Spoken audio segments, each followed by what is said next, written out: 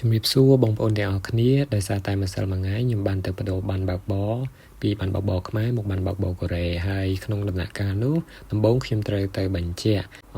បានបើកបរខ្មែរជាមុនប៉ុន្តែដើម្បីបញ្ជាក់បានគឺយើងត្រូវការ copy ឯកសារមួយចំនួនដូចនេះខ្ញុំចង់ចែករំលែកអំពីរបៀបក្នុងការ copy ឯកសារនៅប្រទេសកូរ៉េជំហានដំបូងបងប្អូនត្រូវចូលទៅក្នុង map ហើយវាយពាក្យថា Proxa ដល់ពេលអញ្ចឹង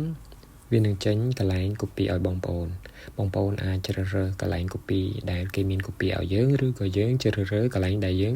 ធ្វើខ្លួនឯងសម្រាប់ខ្ញុំជ្រើសរកកន្លែងដែលយើងធ្វើខ្លួនឯងដូចជា print cafe នេះគឺយើងចូលទៅហើយយើង copy ខ្លួនឯងហើយរបៀបប្រើប្រាស់គឺគេមានដាក់នៅលើម៉ាស៊ីន print នោះបងប្អូនអាចបដូរជាភាសាអង់គ្លេសបានឬក៏បងប្អូនអាចប្រើ Google Translate ថតហើយបកប្រែ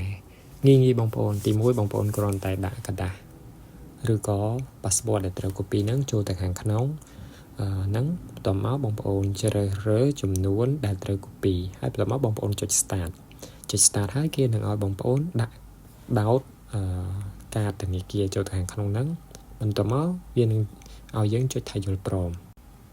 តែប៉ុណ្្នឹងជាការស្រេច